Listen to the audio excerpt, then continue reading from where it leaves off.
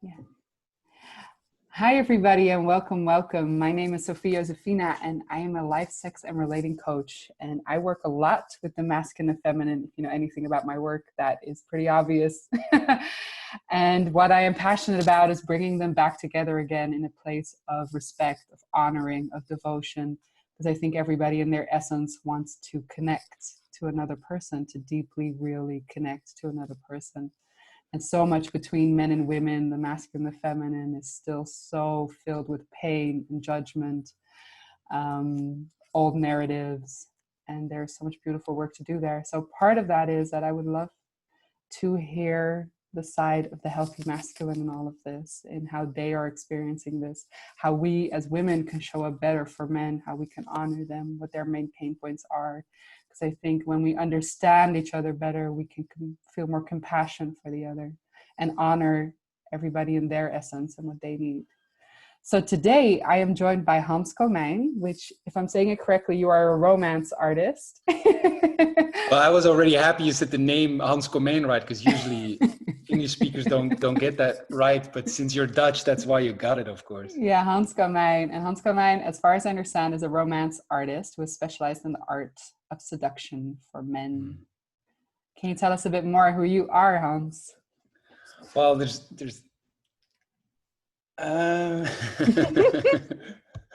I just realized actually in the past couple of weeks how much I thrive on transformation and reinventing myself and becoming someone else. Mm-hmm. And I've worn many hats in the past, maybe too many because I lost my hair because of it. But I've always been an athlete. Mm-hmm. I present myself sometimes as a Renaissance man because I've always been an athlete. I was a football player before, and I ride bikes now, and I was an academic. I was schooled in philosophy and sociology, and I had a past life as an academic at the University of Brussels. I've always done arts also, reviewing popular arts and making music, writing books. And I'm a traveler too.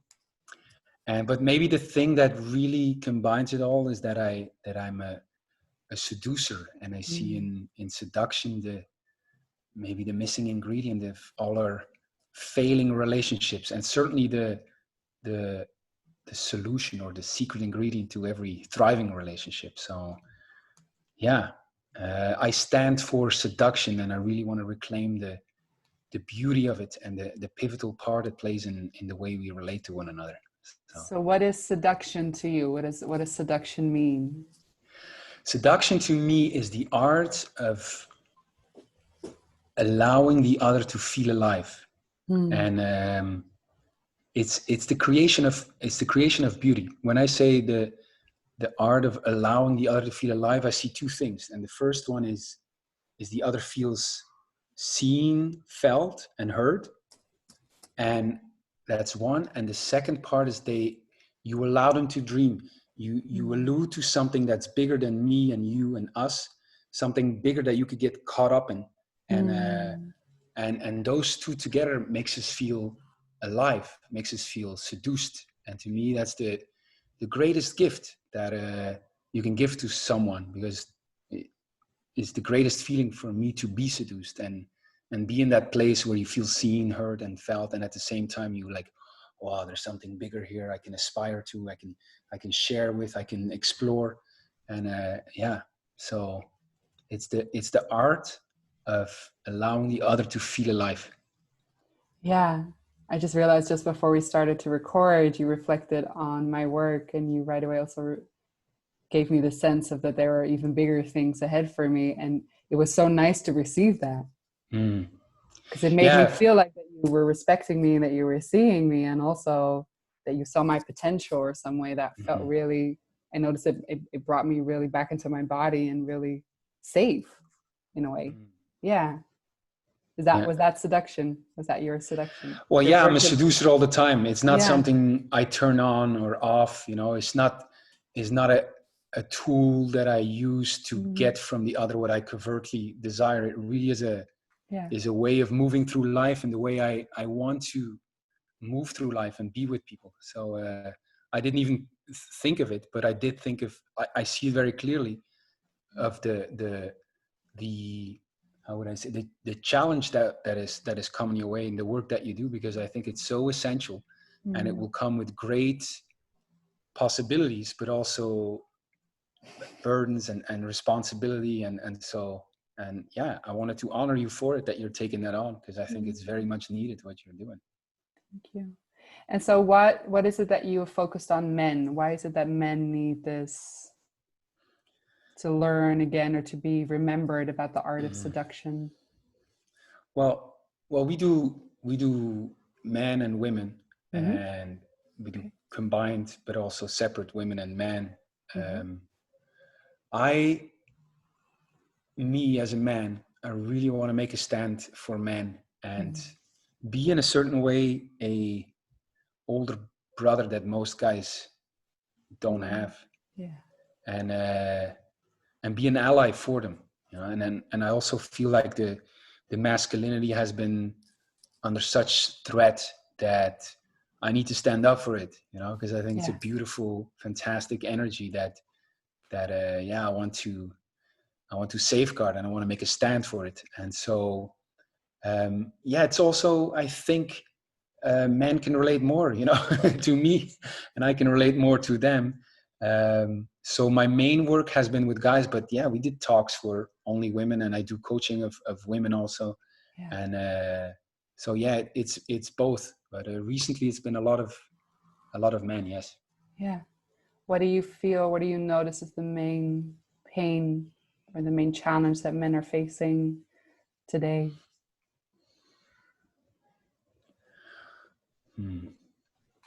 Well, I would say my first inclination there is to say that their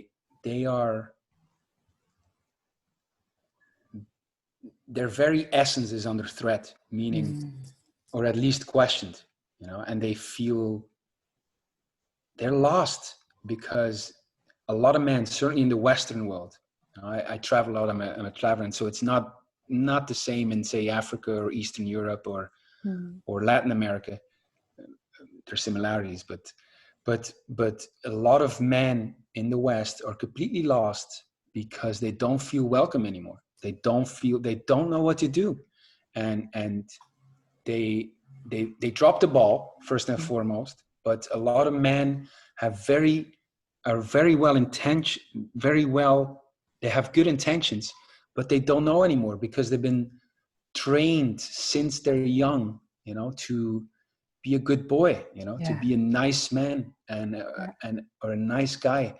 And we're not taught anymore to be great, you know, and everything is gearing towards it. We don't have many father figures anymore who tell us what to do. We don't have brotherhood where we can share stories, and we're lost, you know, and then we're condemned for a lot of things that are, say, masculine, and so they're lost. And I'm never blaming anyone for it, but a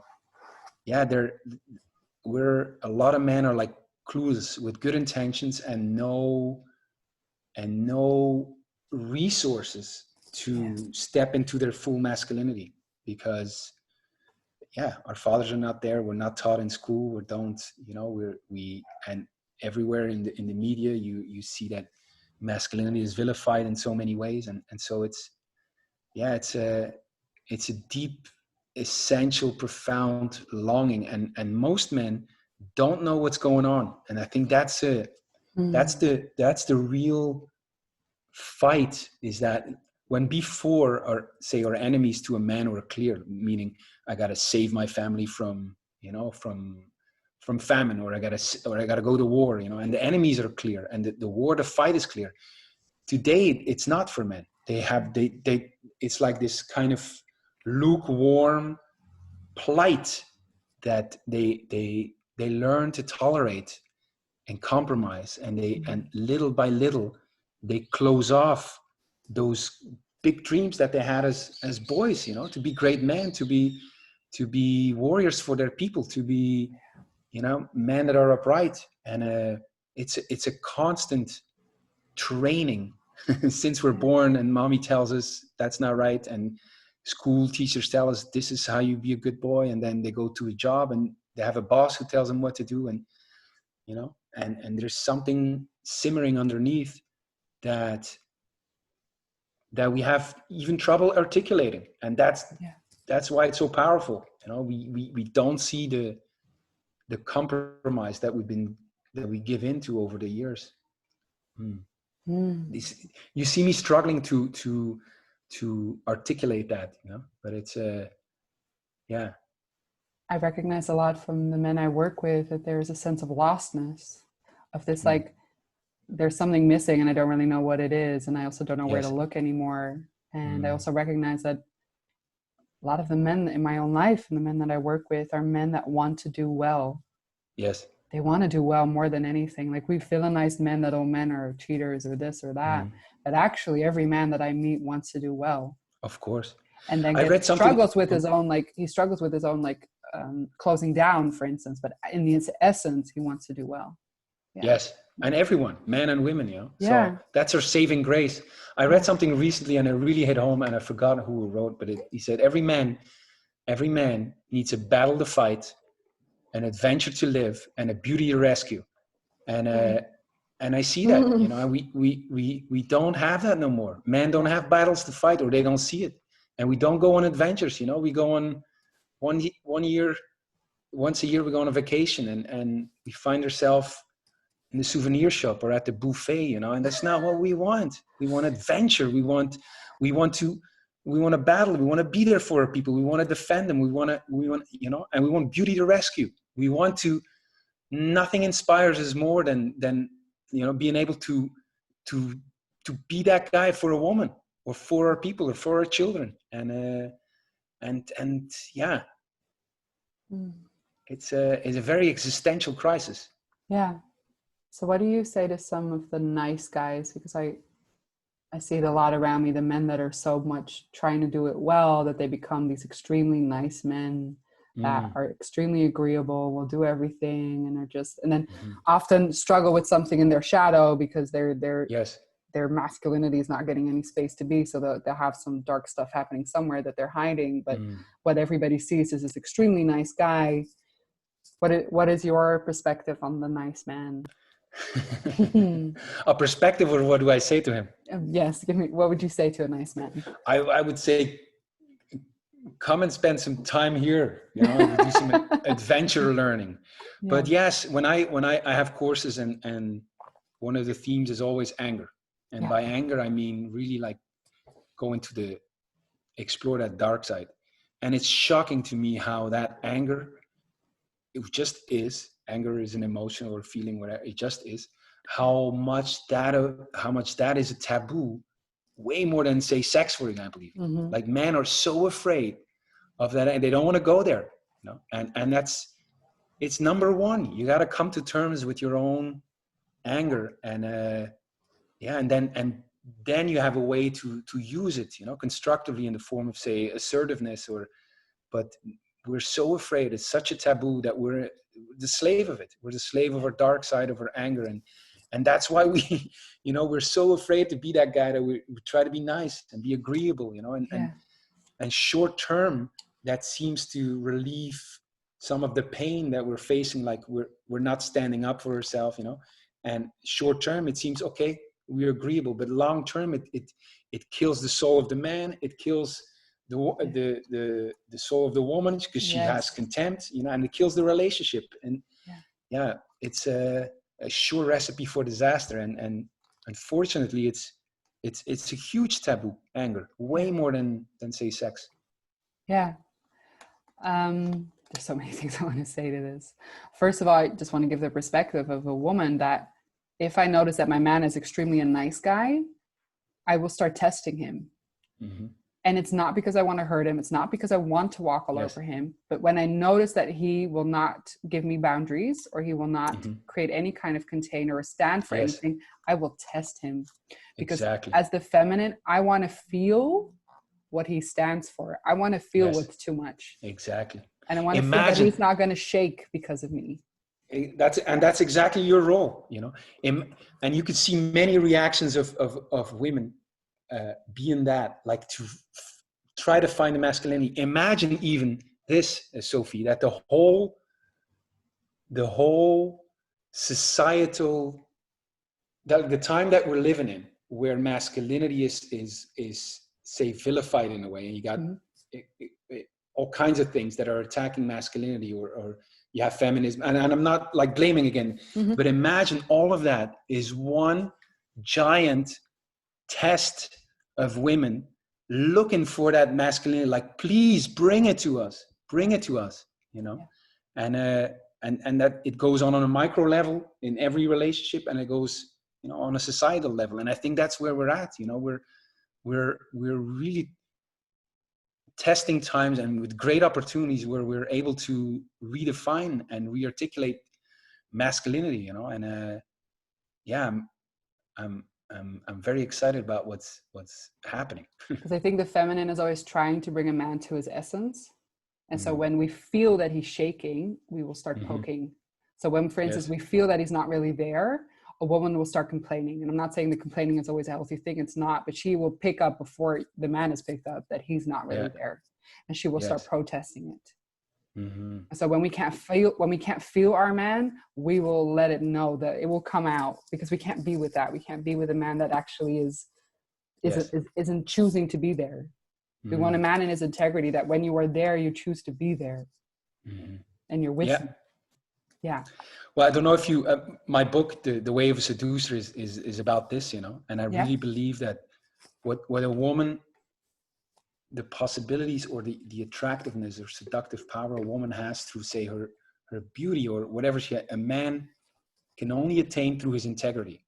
Or fame has some influence also, but the integrity, meaning you stand for something, you stand unwavering.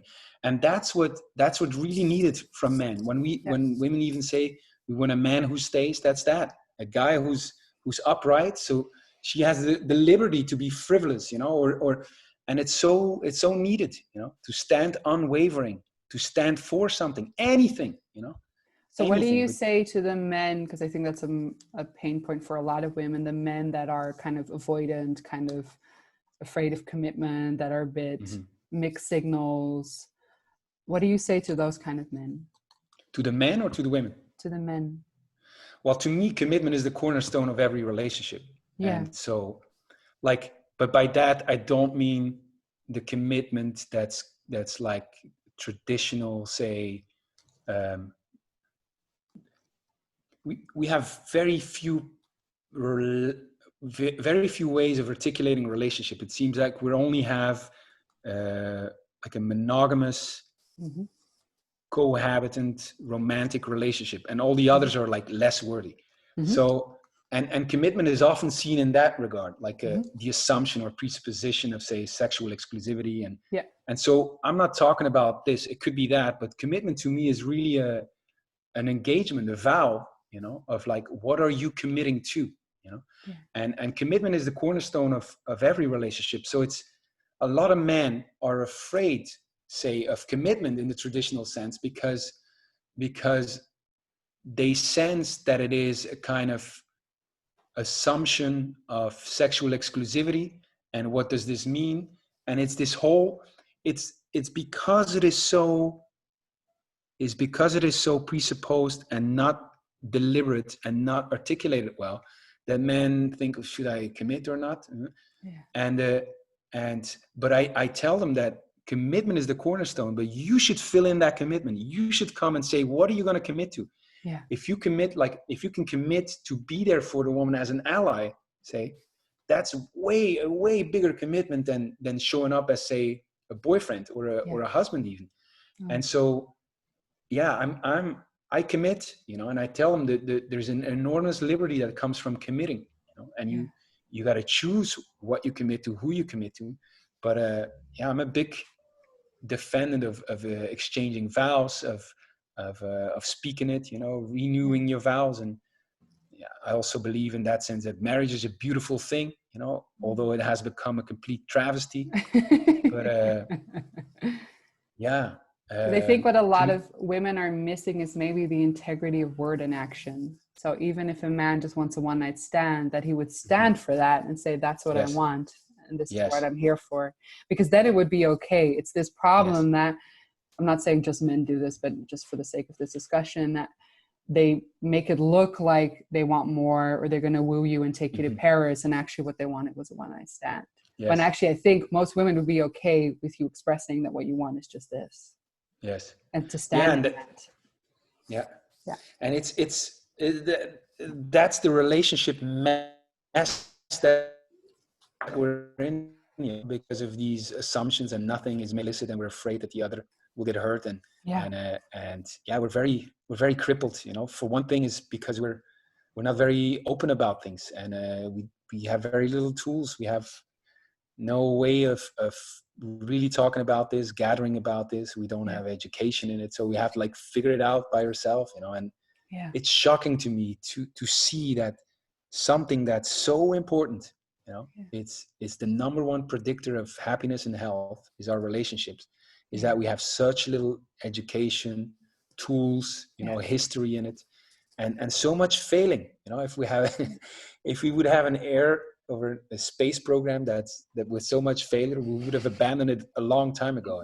But in relationships, we keep going, and that's our saving grace. We want it so much, we need it so much. We'll figure it out, and I really feel that we're about to shift into something different, because what we've been doing is ancient, to say, at best, and it's really crippled at worst. What do you wish more women understood about men? What's the thing that we're missing? Wow. I like what you said earlier, with the intentions, Yeah. To me, I thought of a couple of things now. But to me, if you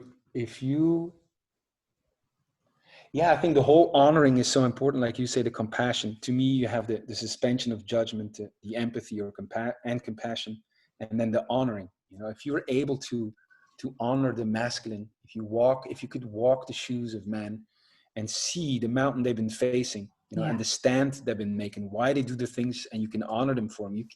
It's impossible to be mad at each other, and the same men to women. It's impossible when you walk their shoes to, it's. So what did you say? What did you wish they know? What did you wish women understood about men? What is the one thing that we're missing? Right. Well, I don't know. I'm going to answer differently. If you say understand, if they could understand men in the sense that find a way to honor the masculine, in the way and say, then everything is. We're going to shift into something that's so beyond. If you're in judgment, of, say, the man, and you try to understand something, you're going to say, okay, I understand you now. I get you. I see this. But if you're still in judgment, it's not going to go anywhere. It's not going to go anywhere. Yeah. But if you could come with honoring, if you could, instead of with your judgment, come and honor the guy, then anything is possible, Yeah. And I think, and that's not just about men, but I think if people could understand the power of honoring the other, they would, miracles happen all the time. Miracles happen all the time. And it only takes one person. You don't need to be both. It takes one person to make these miracles happen through the power of honoring the other instead of judging them. And it could sound conceptual, and even for, I'll talk about me. I had a big insight a couple of years ago that I was very judgmental of people judging me. And it was a complete blind spot. And it's such a go-to, the judgment, that we don't really see. I realized then I'm the prisoner of my own judgment, and you don't really see it. And it's so, I wish women could understand that of men, that we want the very same things. Yeah. And if we could only walk each other's shoes, it would be, miracles are possible. Yeah. I've been speaking a lot about this in my course of, do we treat our male partners with an assumption that they're guilty or an assumption that they're innocent? Like, what's the Mm-hmm. energy you go into? Is it like, I know you're going to screw up somewhere? Or is Yes. it, I assume that you are a good man, and of course I will be alert, but my assumption is that you're a good man. And that's a very Mm. different energy. And I think a lot of women go into relationships with, this guy's going to do something weird at some Yes. point, and I'm just waiting. I'm waiting it out. Prove me different, you know? Yeah.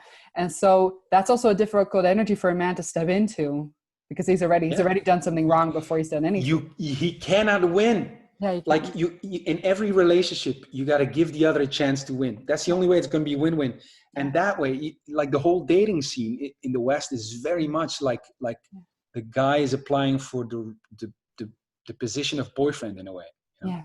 Yeah. I'm not saying everything, and so, but the best he can ever end up with is with the position of the boyfriend, the way that she thinks it should be. You know? Yes. And so it's never going to be a win-win.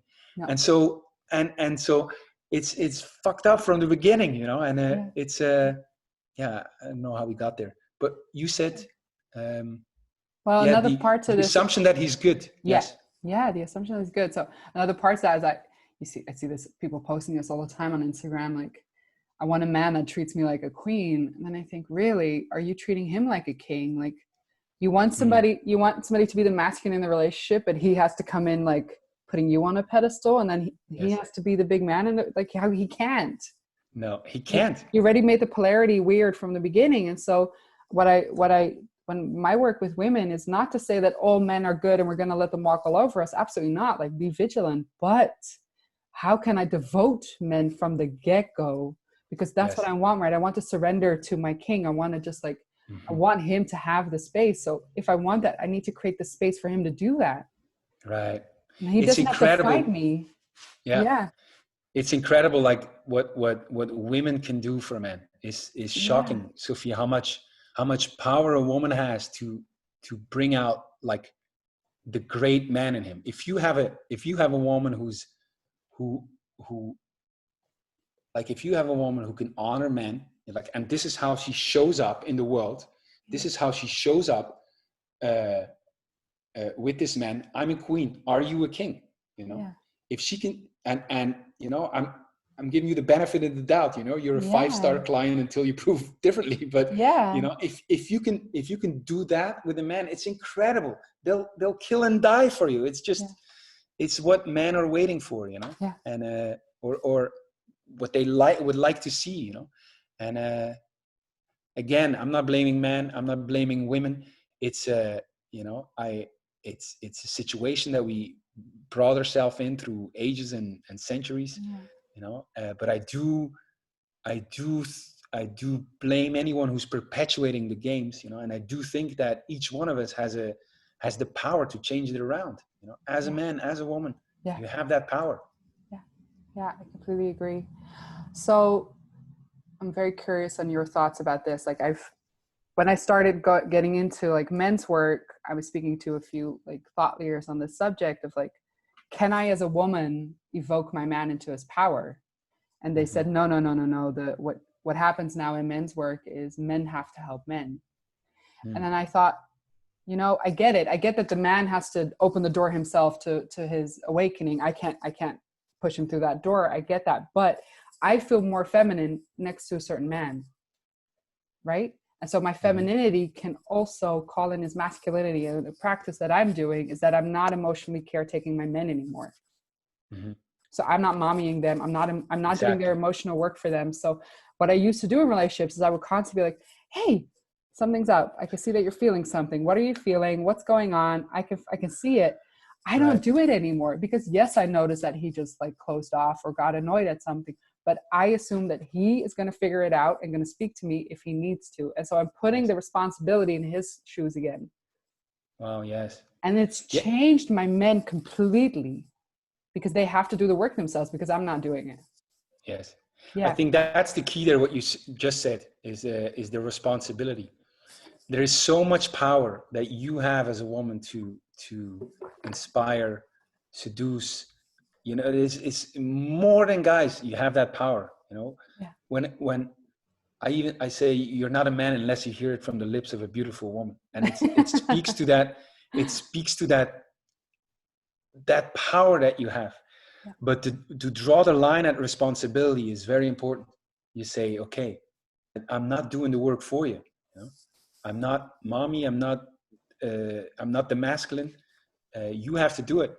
But yeah, both are there. I really testify to the power that women have. I mean, I see it in me. You know? Yeah. It's women that have inspired me to be great whenever I'm great, which is very rarely, but but it's women who do that. You know, when I'm in the presence of a feminine woman, man, I'll kill dragons. I won't even flinch. Yeah. You know, it's so powerful. So what can we do as women to support our men more? What is actually supportive? Honor your men, like you said. What does I that mean, mean? we have very practical tools like technologies to start honoring your man, which is if you have been judging your man, we go through the honor window, which helps you see your judgment, which helps you see that the way to work on the relationship is not try to change him, but you have to start with your judgment. And by taking away your own judgment and starting to honor him, he'll come along, because there's nothing he would like more than to go back to the time when you were honoring each other and thinking the other is the greatest. You know, so you gladly do that. And like I said, it takes one person, and then it's a constant attention giving. Like, we have practices in place where I remind, and you talked about women complaining, and I say often that whenever a woman's complaining, what she really wants is for you to remind her who she is for you and who you are for her. Yes. And that's a practice I do all the time and recommend all the time. You just sit down and you remind each other who you are for me. And when you say who you are for me, it means you walk their shoes, you see the mountain they've been facing, you see the stand they've been making, you know, the hardship they went through, you see what choices they make, and you honor them for it, you know. And it's just a great relief when you do that as a man to a woman. It's fantastic. When a woman does that to a man, it's incredible, you know. If he feels honored, it's such a powerful feeling to feel honored. And so I would always recommend that. You know, you think, you know, a lot of women will have a case against their men or against all men, and it feels very right, you know, motherfucker, you know, and he doesn't deserve it, and men are like this, and you're right, you know, and it's not going to help you. You know, what's going to help you is see, wow, these judgments, I'm the prisoner of these judgments, of my own judgments towards him, towards man. And the only way out is not arguing back and forth.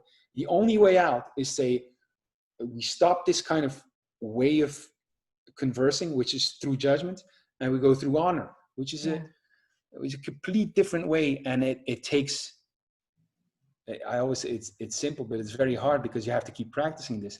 But it could take one conversation to completely shift around a relationship that has gone sour and has been, you already gave up on, you know, and you say, it's not going to be saved. Miracles are possible with just one conversation. Yeah, I love that. I don't know if you know the book Getting the Love You Want from Hartful Hendricks. He talks about this a lot, about how a lot of relationships are stuck in war zone. So you're just making each other wrong. You've got the righteousness, like you did this, yes, but you did that. And to move from war zone to love zone, to partnering with each other, like, I see what your life has been. I see what you've been through. I see your wounding. I see your needs. And it doesn't mean that I'm your mommy. It doesn't mean I'm saving you, but I am partnering with you. I see I'm you. Acknowledging you. Yes. And I honor you, exactly what you're saying. I honor you in what you're going through, and I will do my best to partner with you. At least there's a commitment of me partnering with you. And the moment you do that, the energy changes, because it's not about how right I am or how wrong you are. No, when you go like this, you know, I'm thinking, like, what are we expecting, that all of a sudden the other party is going to say, oh yeah, thank you for pointing out I was an asshole. You know, I had no idea. No, like, at best, someone will feel right and the other loses. But even that, you know, what you want is a win-win. What you want is a win-win. And that's only possible if you play a different game, where the game is not you're against the other. You know, we're playing together. And the way to get there is you change the complete rules of the game. You suspend the judgment and you go through honor, and it's a complete different way. So how do you honor somebody that has really, really, really hurt you? What if Well, the something way really bad happened? Yeah. well, those two are completely independent. Yeah. You know, like I'll tell the story. It's with a man. Mm-hmm. Well, I could do an ex too who broke my heart. No, she didn't. I mean, she didn't break. But the most recent is with my ex business partner, and he basically kicked me out a couple of years ago, 2016. And this was my whole life. You know, everything I had was that we started it together. And Arja Morata is Zan, and everybody knows this. I've spoken about it and I made it public. And I felt so angry with him and sad, you know, because my whole life was gone. You know, Arja Morata was everything to me. My sense of value, my sense of purpose, my income, my community, everything. My best friend, you know, and it was all gone from one. And so I had a lot of resentment, and I built a case against him. You know, he's a thief, and he didn't keep his word, and he doesn't want allyship, and I had a very strong case. And my judgment at that moment was a short-term tool to deal with the pain of losing all that. Because if I could make him wrong, I didn't have to like deal with that pain so much. I could just put it on him. And so the judgment is a very natural way of dealing with pain and disappointment. But long term, it just kills you. And I saw how long term, even though the judgment felt good and I felt right about it, that there's a higher level, and that long term I wanted to get to, which is I wanted a different relationship with him, you know. And I did the honor window with my business partner's help with Michael, you know, and I just, it was so deep for me. Like I felt the pain so much. And then I saw, just thinking about it, what a relief I would feel if I could just honor him, you know? And it's, you could, because that's what you need to do. The honor is not to save this relationship. The honor is to relieve yourself from the burden and the pain you feel through your own judgments, you know? And so when I saw the light, I'm like, yes, I know what to do.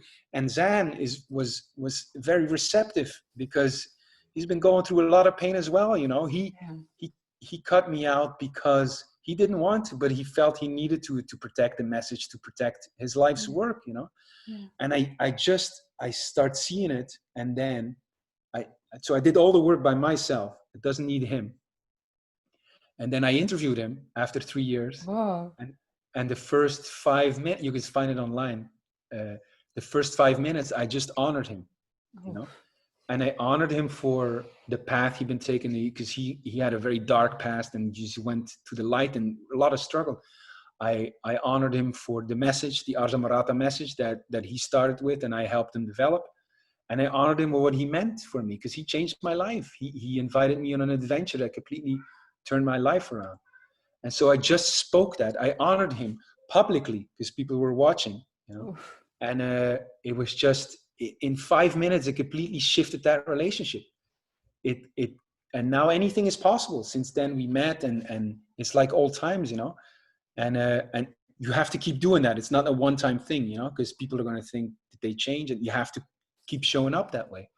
But yeah, you could see a miracle happen right there on the screen in 5 minutes, you know. Oof. And it's beautiful for my own, first and foremost, my own relief, that it's like a burden is gone. You feel so good, you know. And then the relationship, people want it, you know. They want to come back to that place where you both win, you know. You both honor each other. You both see the greatness of each other. Yeah. I think when we are in judgment, we place our pain outside of ourselves. We make this discussion with this like imaginary conversation we're still having with that person, like, but you did this. And I think a lot of the healing doesn't mean that situation didn't happen. Of course it happened, but the healing is actually going into yourself. Like, okay, when that happened, how did that make me feel? It's really going into the vulnerability of your own space of like, okay, yes, something happened there, but I felt XYZ. And that's even in relationships. Like, let's say your partner is doing something you don't like, instead of going, you are doing something and that makes me upset, saying, Mm-hmm. I feel really lonely right now. Yes. Like if my man wasn't connected to me all week, instead of going, you weren't connected to me all week and I felt really lonely, shitty you, instead of saying, baby, I feel so lonely, I'm having such a Yes. rough time, he will be magnetized into, okay, I'm here. Mm-hmm. And that's so different, like that, because it sounds like you're powerful when you speak like that. It sounds like you're a strong, independent woman, but Yeah, it feels good. In the first moment, it feels okay. yeah, like, right, I'm standing for my needs. I'm standing for what happened, but actually you're just making the other person wrong. And it doesn't mean that they weren't wrong. Maybe they were, but it's not what it's about. What it's about is that your pain gets seen, that they get acknowledged, right? Yes. That two people get acknowledged in what they are going through. Maybe that's honoring. Yeah. Oh man, when I saw how much I'm the prisoner of my own judgment, that's why I do it. It's like, I'm not doing it to, like, yeah, you do it to save that, but you do it to save yourself. And when you can save yourself, and walk a different path, people will gladly come with you. Yeah. But that to me is the greatest thing about relationships. What I learned is it doesn't need two to save it. It needs one. Yes. It needs one to get to deal with your own judgments, and then anything is possible. And it's so beautiful, I find that so relieving, that I can do it. You can do it. Anyone can do it. Yeah, that if you're missing something in the relationship, like your partner is not, I don't know, sharing his emotions, that you can start with that, right? You can always start putting that energy in and they will move with you because you're connected, right? Your nervous systems are connected. So they're moving together. So if you move, if you change your energy, their energy will at least move with yours.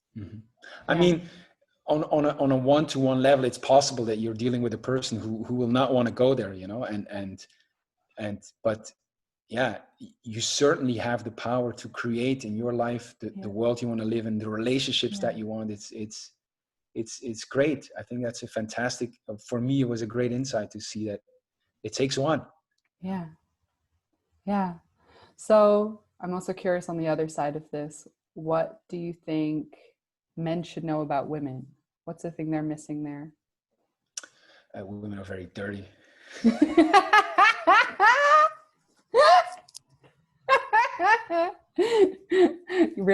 Yeah, this is true. It is true. I always say to men, they're dirtier than we are, and they like it more than we do. Otherwise they wouldn't scream so loud. I love this.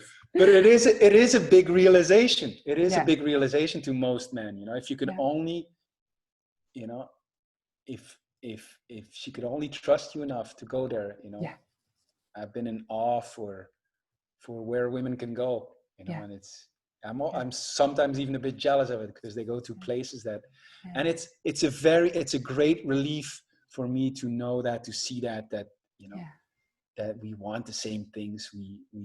We just have different ways of trying to get it. Yeah, in the essence, every woman wants to be ravished. Yes. Right? She wants to be ravished. Like all these men that are trying to be nice guys and respectable. Like, of course you need to be respectable. But at the essence, every woman wants to be ravished. That's what she's longing. Of course. But to say that, to know that, and to say that publicly are different things, I'm happy you say it, but it's ravished is a good word because that connects sometimes a little bit with the romantic novels and but yes, it's a very powerful thing. On my book, the cover is a leopard taking an antelope, this kind of, and the first picture I also show is the one of Teresa from Avila, who's a statue by Bernini, beautiful in Rome, and it's about a nun who describes being visited by an angel, and the way she describes it is both like love and pain, and she has the same way she holds her neck, her body like that, like antelope, and there is a wow. This is always dangerous, but there's a way greater brutality to all of this, to seduction, to attraction, to a way bigger brutality, and political correctness allows us to explore, but to know that it's there, to know, and not necessarily have to talk about it, because when you do talk about, people go, no, I don't want. But there's, like, I try to help men see that, understand that, you know, speak the language of women in that sense. Yeah. But yeah, a lot of men we have no clue. We have no clue of what it is that a woman really desires from you. And I think a woman desires to feel herself deeper, like literally how sex is designed. It's designed so that a woman feels her body deeper, right? So I think that's literally what the sexual energy comes down to. She wants to feel herself deeper. So she wants to have experiences. She wants to have different energies. I like that. She wants to feel alive. And I think in the darkness, like the feminine energy is very dark. Like I think we are more dangerous than men, because I can break anything with my words. I can break anything with my words, more so than a man. And so for a woman to just be met at that level, because a woman is intense, there's lots of stuff going on. So to be met by a man at her intensity gives her the permission to just finally be it. Yes. And this is what I teach men, that if that scares you to go into that space with a woman, just know that as long as you are connected to your heart and you are present with her, you are safe. Yes. Be present with her, feel her, and make sure that you are not just moving just from your sexual energy, but that your heart is somewhere in there. Yes. The man who stays. Do everything. Yes. I hear you on that 100%. Just stay. Bear witness. You want to be in awe. Yeah. Yeah. Mm-hmm. Wow. Okay. We've already been talking for almost an hour, I think. We do? Yeah. Oh, wow. Time's going very quick. Is there any last thing you still would like to speak about, would like to mention? No, I just notice how relieved in a way I am that I could talk to someone like you, you know? Yeah. Because I know some men that I can talk about these things, but there are fewer women. And yeah, I'll tell you again, it's very much needed, your voice. And it's great. And for men like me who think about these things, it's a big relief, and I'm very grateful that you do the work that you're doing. So thank you. I'm really receiving that. Yeah, I think it's all born out of that. I feel such a deep love for the masculine and for men and for women who want to just surrender. Yeah. So thank you, Hans, for this. Just going to stop the recording here. Very welcome.